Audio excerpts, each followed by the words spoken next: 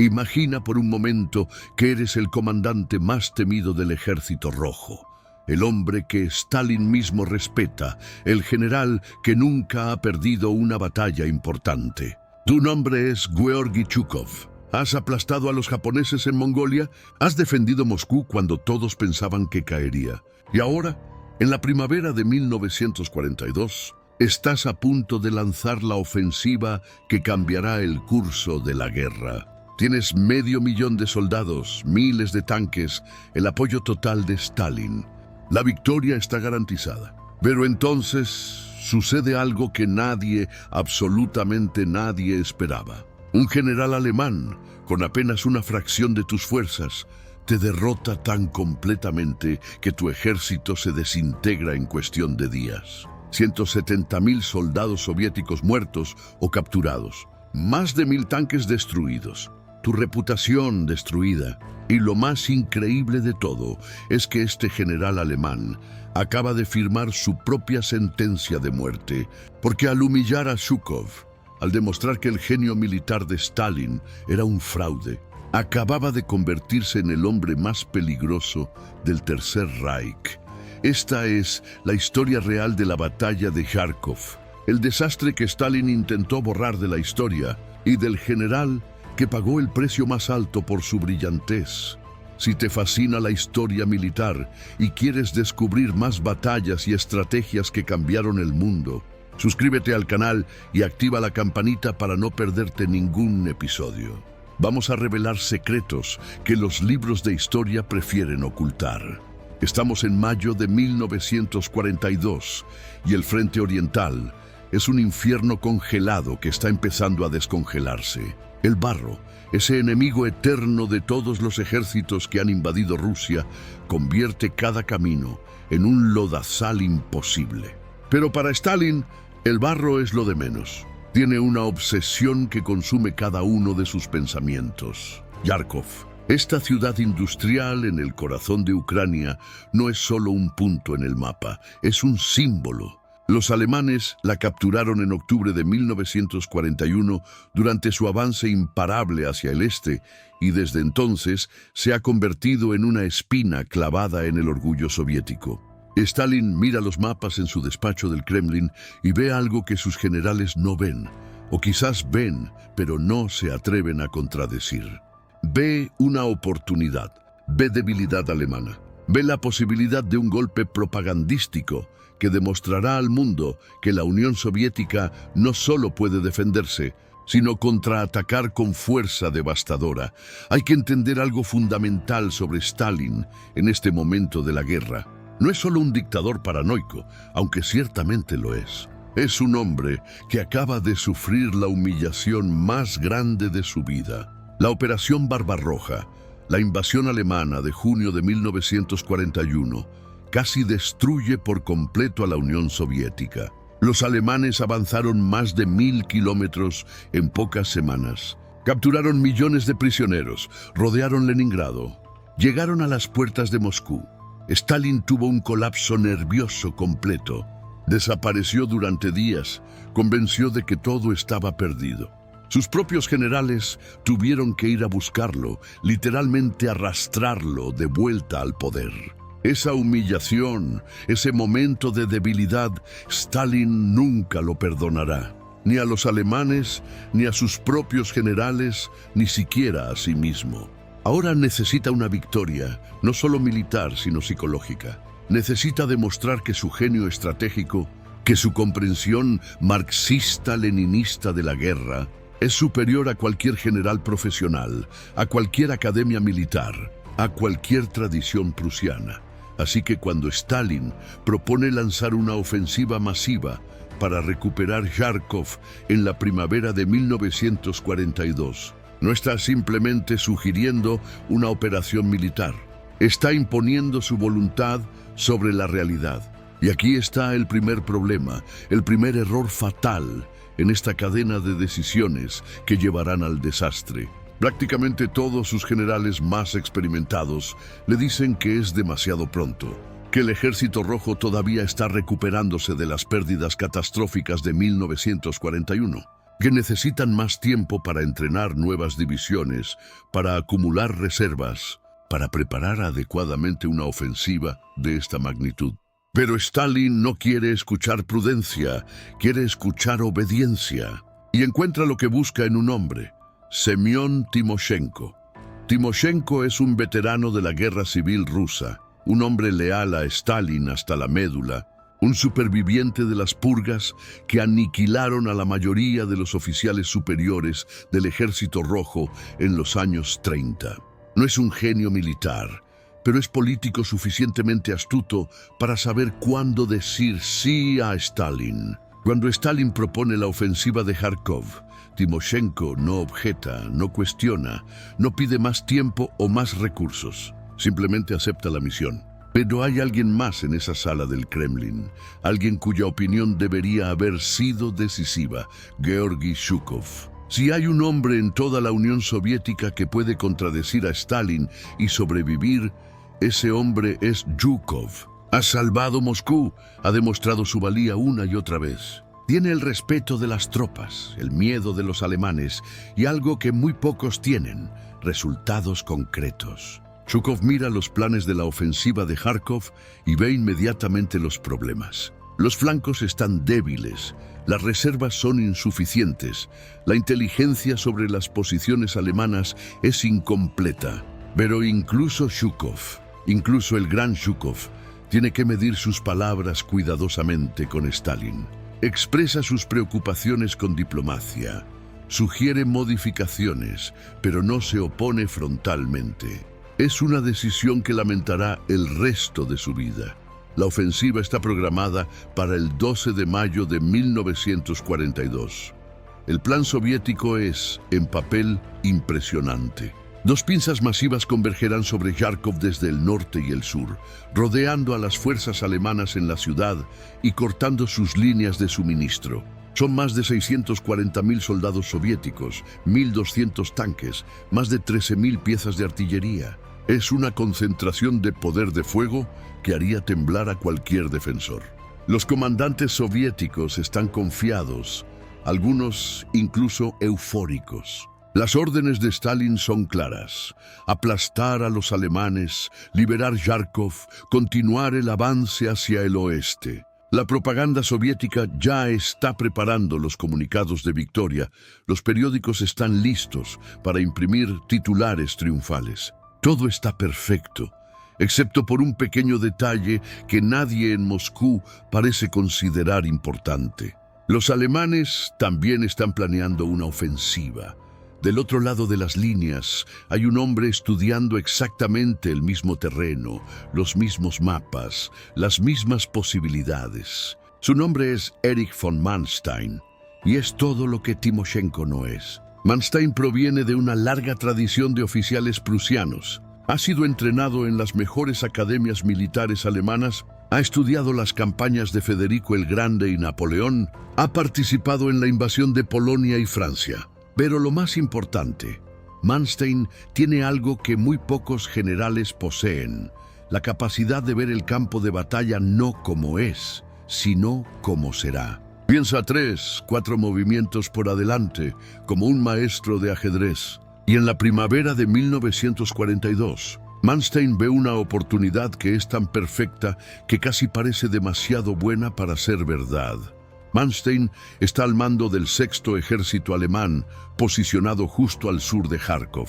Junto con él está el general von Kleist, con el 1er ejército Panzer. Juntos han estado planeando su propia ofensiva, la Operación Fridericus, diseñada para eliminar una molesta protuberancia en las líneas soviéticas cerca de Isium. La idea es simple: dejar que los soviéticos avancen un poco y traerlos hacia adelante, y luego cortarles la retirada con un movimiento envolvente de las divisiones Panzer.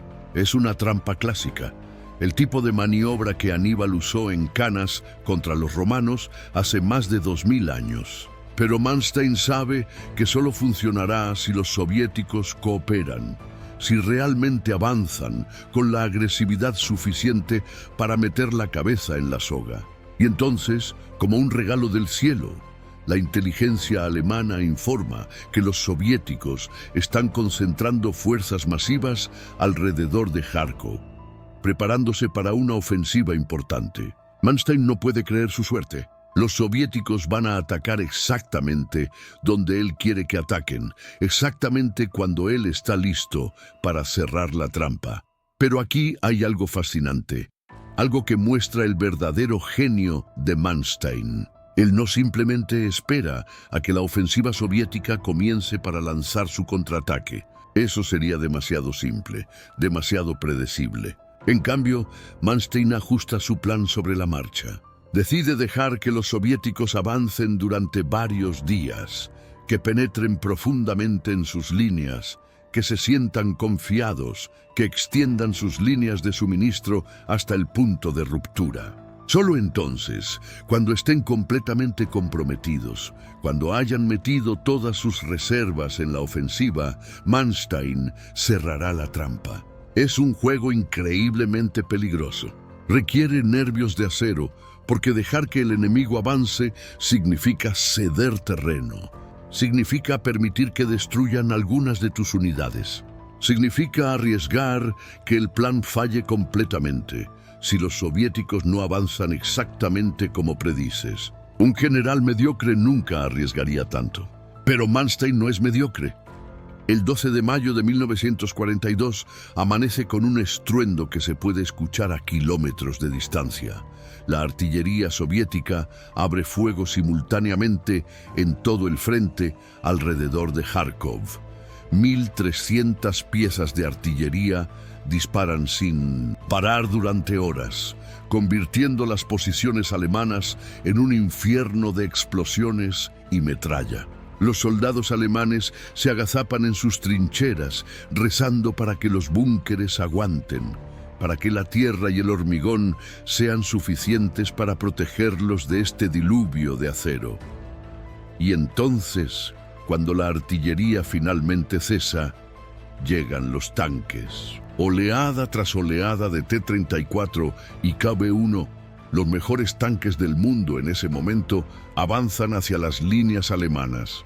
Detrás de ellos, infantería soviética, miles y miles de hombres gritando ¡Hurá!, cargando hacia adelante con una mezcla de valentía suicida y determinación férrea que caracteriza al soldado soviético. Los primeros días de la ofensiva son exactamente lo que Stalin esperaba.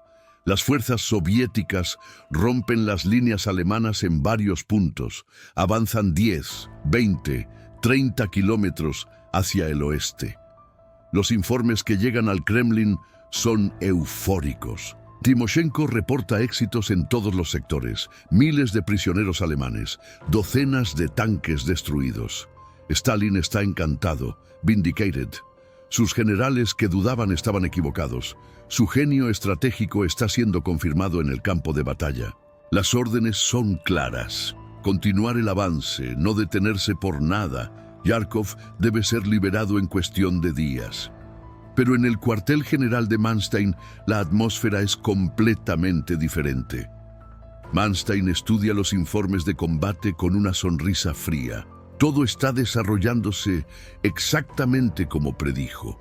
Los soviéticos están avanzando con tanta agresividad que están creando un saliente cada vez más pronunciado en las líneas alemanas. Una protuberancia que se adentra más y más en territorio controlado por los alemanes. Y lo más importante, los flancos de este saliente están débiles, guarnecidos principalmente por infantería soviética sin tanques, sin artillería pesada, sin reservas significativas. El 17 de mayo, Manstein da la orden que cambiará todo. Es el momento. La operación Fridericus comienza. Pero no es la versión original del plan, es algo mucho más ambicioso. Manstein no va a simplemente pellizcar el saliente soviético, va a cortarlo completamente, a rodear a todo el grupo de ejército soviético que ha penetrado hacia Kharkov. Es una apuesta enorme, pero Manstein ve que las piezas están en su lugar. Las divisiones Panzer alemanas que han estado mantenidas en reserva, esperando pacientemente mientras los soviéticos avanzaban, ahora se lanzan hacia adelante como tiburones que huelen sangre en el agua. El ataque principal viene del sur, desde el área de Barbenkovo. Las divisiones Panzer de Kleist avanzan hacia el norte con velocidad devastadora, aplastando a las unidades de infantería soviética que guardan el flanco sur del saliente. Estas unidades soviéticas, muchas de ellas apenas entrenadas, equipadas con armas obsoletas, nunca tuvieron ninguna posibilidad. En cuestión de horas, el flanco sur soviético se desintegra. Simultáneamente, desde el norte, más divisiones Panzer alemanas atacan hacia el sur, cerrando la otra mandíbula de la tenaza. Y aquí es donde la situación se vuelve verdaderamente desesperada para los soviéticos. Los comandantes en el terreno se dan cuenta inmediatamente de lo que está sucediendo. Envían mensajes frenéticos a Timoshenko, a Stalin, rogando permiso para retirarse, para salir de la trampa antes de que se cierre completamente. Pero las órdenes desde Moscú son inflexibles. Continuar el avance, no retroceder ni un paso. Charkov debe ser capturado a cualquier costo. Stalin simplemente no puede aceptar que su ofensiva perfectamente planeada se esté convirtiendo en un desastre. Piensa que los informes de pánico son exagerados, que sus generales están perdiendo los nervios, que solo necesitan mostrar más determinación bolchevique. Es la clásica desconexión entre la realidad del campo de batalla y la fantasía del mando supremo, pero amplificada al extremo por la personalidad de Stalin, su incapacidad para admitir error, su convicción de que la voluntad puede superar la realidad material. Chukov, observando el desarrollo de la batalla desde Moscú, ve inmediatamente el peligro. Intenta convencer a Stalin de que dé la orden de retirada, pero Stalin se niega.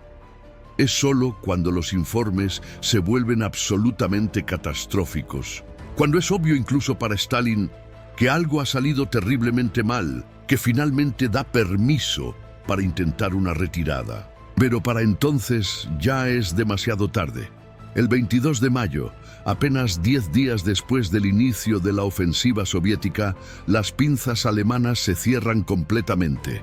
Más de 200.000 soldados soviéticos están atrapados en una bolsa, rodeados por todos lados por divisiones Panzer alemanas, que los bombardean sin piedad con artillería y ataques aéreos. Lo que sigue es una masacre. Los soviéticos intentan desesperadamente romper el cerco, lanzando ataques suicidas una y otra vez contra las líneas alemanas. Algunos grupos pequeños logran escapar, infiltrándose por la noche a través de pequeños huecos en las líneas alemanas, abandonando todo su equipo pesado, dejando atrás a sus heridos. Pero la gran mayoría no tiene ninguna posibilidad. El 28 de mayo, después de 6 días de resistencia desesperada, las últimas unidades soviéticas en la bolsa de Kharkov se rinden. Los números son devastadores. 170.000 soldados soviéticos muertos o capturados, 1.240 tanques destruidos, 2.600 piezas de artillería perdidas. Es uno de los desastres más completos en la historia militar soviética. Pero lo que hace esta derrota particularmente dolorosa, particularmente humillante, es que era completamente evitable. No fue causada por la superioridad numérica alemana, fueron los soviéticos quienes tenían más soldados, más tanques, más artillería.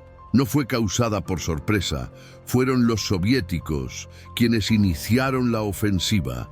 Fue causada por algo mucho más simple y mucho más devastador: la arrogancia de Stalin, su negativa a escuchar a sus generales, su insistencia en imponer su voluntad sobre la realidad táctica del campo de batalla. Para Zhukov, Kharkov es una pesadilla personal.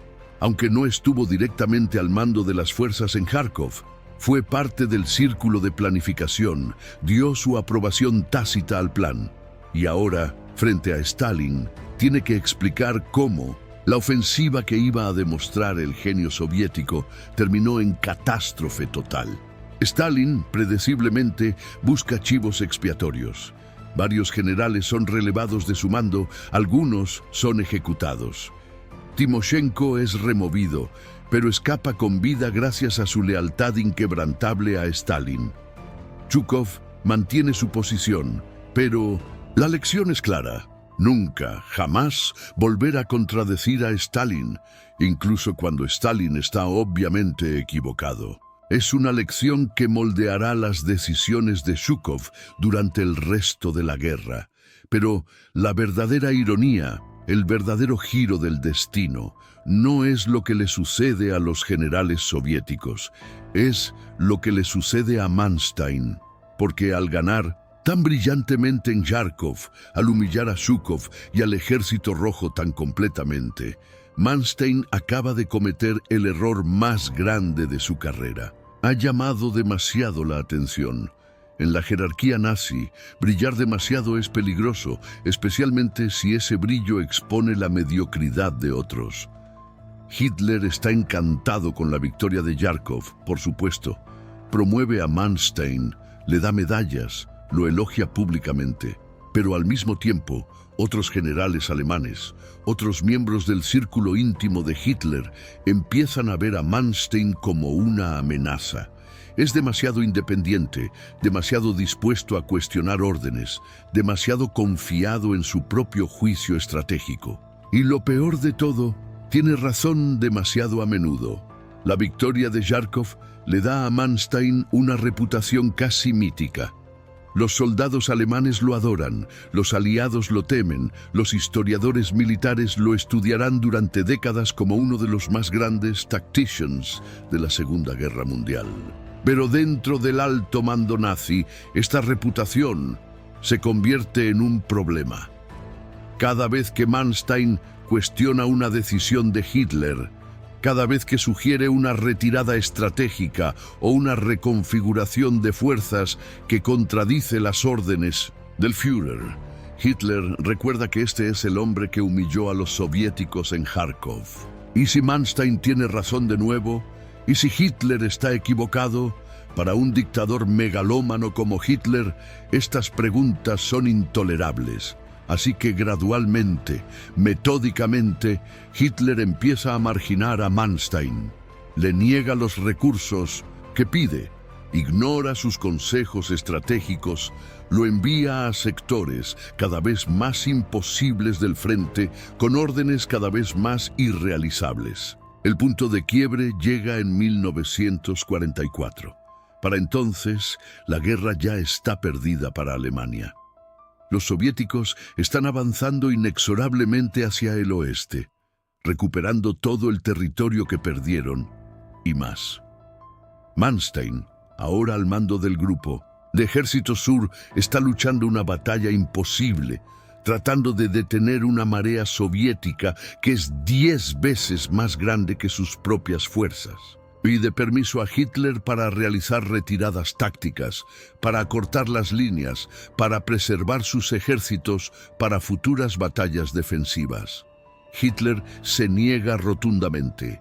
Su orden es la misma que Stalin dio en Kharkov: ni un paso atrás. Manstein, frustrado hasta el límite, comete el pecado imperdonable. En una reunión con Hitler, lo contradice directamente, le dice que su estrategia de defensa a ultranza está destruyendo al ejército alemán, que necesitan flexibilidad, táctica si quieren tener alguna posibilidad de prolongar la guerra. Hitler lo despide inmediatamente.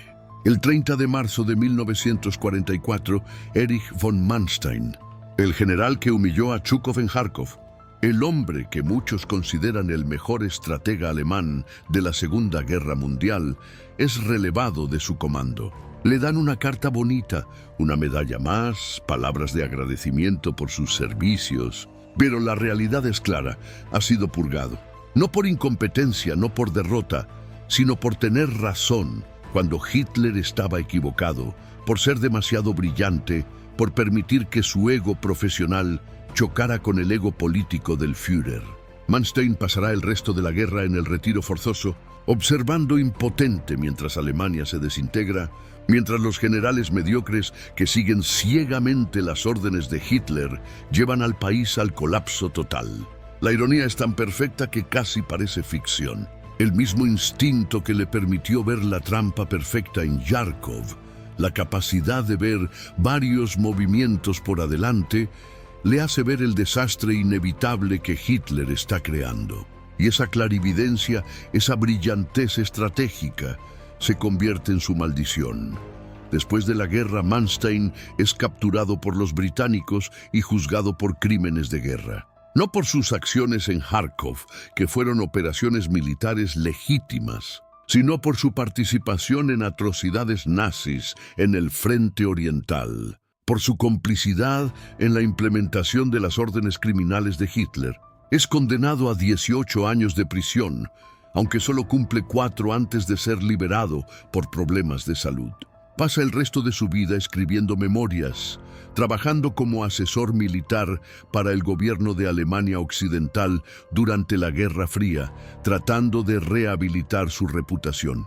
Sus memorias, Victorias perdidas, son un intento de separar al genio militar del servidor del régimen nazi, de argumentar que él era simplemente un soldado profesional que seguía órdenes. Es un argumento que convence a algunos historiadores y repugna a otros. Zhukov, mientras tanto, sobrevive a Stalin y se convierte en uno de los héroes más célebres de la Unión Soviética. Conduce el desfile de Victoria en la Plaza Roja en 1945. Recibe todos los honores posibles. Es venerado como el hombre que derrotó a Hitler. Pero Járkov nunca lo abandona completamente. En sus propias memorias, escritas décadas después, Zhukov habla de Járkov con un dolor apenas oculto. Admite los errores, la arrogancia, la negativa a escuchar las advertencias, pero también deja claro que la responsabilidad última recae en Stalin, en su insistencia en lanzar una ofensiva prematura, en su negativa a permitir la retirada cuando todavía era posible. Para Zhukov, Járkov es la lección que lo convierte en el general que eventualmente destruirá al ejército alemán. Aprende a ser más cauteloso, más sistemático, a nunca subestimar al enemigo, a siempre preparar reservas suficientes, a nunca permitir que el orgullo o la política dicten decisiones tácticas. La batalla de Járkov es un momento fundamental en la Segunda Guerra Mundial. No porque cambió el resultado, la Unión Soviética eventualmente ganará la guerra, sino porque revela algo profundo sobre la naturaleza del liderazgo militar y político. Muestra cómo la brillantez táctica puede coexistir con la ceguera estratégica, cómo un dictador inseguro puede convertir una ventaja numérica abrumadora en derrota, cómo el ego puede ser más destructivo que cualquier arma. Manstein gana la batalla pero pierde su carrera. Stalin pierde la batalla pero mantiene el poder absoluto. Zhukov pierde soldados pero gana sabiduría. Y 170.000 soldados soviéticos mueren en un campo de batalla en Ucrania. Víctimas no de la superioridad alemana, sino de las decisiones de hombres sentados en oficinas a cientos de kilómetros de distancia, hombres que nunca escucharon las explosiones, nunca olieron el humo, nunca vieron los rostros de los que enviaron a morir. Esta es la verdadera lección de Járkov. No es una historia sobre genio versus mediocridad, o sobre alemanes superiores versus soviéticos inferiores. Es una historia sobre cómo las decisiones de los líderes, especialmente los líderes que no pueden admitir errores, que no pueden tolerar la disidencia, que anteponen su ego a la realidad, pueden convertirse en sentencias de muerte para miles de personas. Es una historia sobre cómo ganar una batalla puede ser peor que perderla si esa victoria te convierte en una amenaza para tu propio líder. Y es una historia sobre cómo la historia militar está llena de estos momentos, estos puntos de inflexión, donde el resultado podría haber sido completamente diferente si simplemente alguien hubiera tenido el coraje de decir no de contradecir al dictador, de anteponer la verdad táctica a la conveniencia política. Mástin lo hizo eventualmente y le costó su carrera. Zhukov no lo hizo en Kharkov y le costó 170.000 soldados. Son lecciones que resuenan mucho más allá de los campos de batalla de 1942. Lecciones que cualquier persona en posición de liderazgo debería grabar en su mente. La brillantez sin humildad es peligrosa. La victoria sin sabiduría es vacía, y el poder sin la capacidad de escuchar crítica es el camino más seguro hacia el desastre.